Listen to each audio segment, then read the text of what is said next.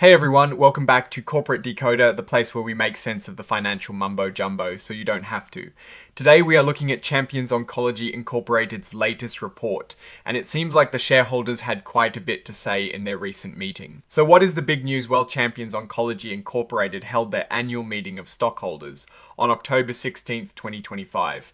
It wasn't just a rubber stamp affair, it looks like they had some real votes happening, and we are going to break down what those votes mean for the company. They are a company that works in the field of oncology, which means they are focused on cancer research and treatments.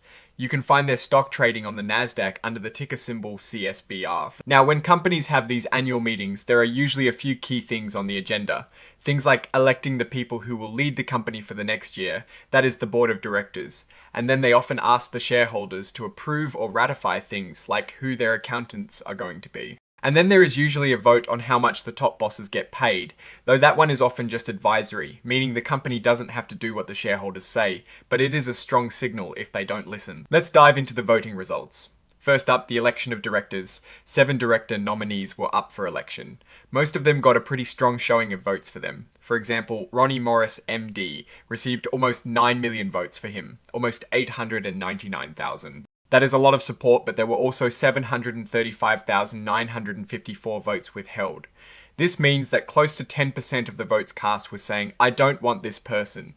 It is not a rejection, but it is a clear signal that not everyone is fully on board with every single director. For most of the nominees, the numbers were similar, with large numbers of for votes and smaller, but still significant numbers of withheld votes. There were a couple of directors who really sailed through though.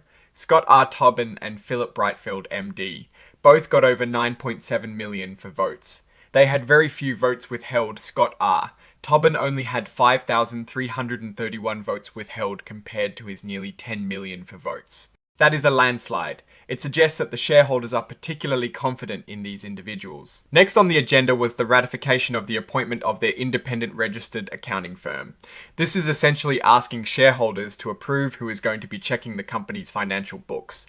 The company proposed EisnerAmper LLP to be their accountants for the fiscal year ending April 30th, 2026. And wow, on this one the shareholders overwhelmingly agreed. Over 10.6 million votes were cast in favour of the appointment and only 729 against. That is basically a unanimous decision, showing a lot of trust in the accounting firm chosen. Finally, we get to the advisory vote on executive compensation. This is where shareholders weigh in on how much the top bosses are paid.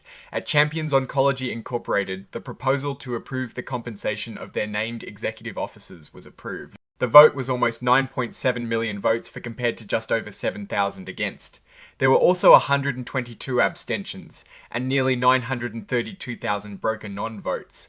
Broker non-votes happen when a broker doesn't have instructions from the owner of the shares on how to vote on a particular matter.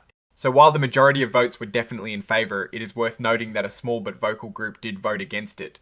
This is a non-binding advisory vote, so the board is not required to change anything based on this vote, but it is definitely a message from shareholders. Looking at these results, it seems like the shareholders of Champions Oncology Incorporated are generally satisfied with the direction of the company and the people leading it, though there is always room for improvement.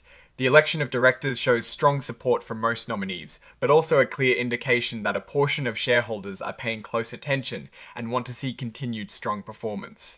The overwhelming approval for the accounting firm signals confidence in the company's financial oversight.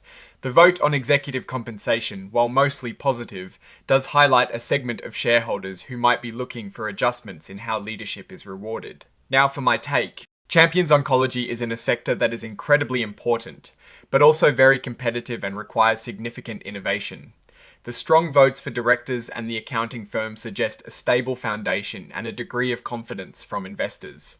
The advisory vote on compensation often mirrors broader sentiment about company performance. While the majority vote was positive, it is those votes against and the abstentions that savvy investors pay attention to. What are the specific concerns that led to those votes? That is the real story. Are they seeing the value from the compensation packages that they expect based on company performance? The company's direction seems to be on a steady path based on these voting outcomes, but continued focus on delivering shareholder value, especially in executive compensation, will be key to maintaining that broad support. The The lack of major red flags in this report suggests the company is operating as expected for now. Alright, that is our breakdown of Champions Oncology Incorporated's latest filing. What is your take on these numbers and what they signal for the company's future? Drop your thoughts in the comments. If this analysis was valuable, hitting that like button really helps, and subscribe for more deep dives. Don't forget to check out the Discord in the description. Thanks for watching, see you next time.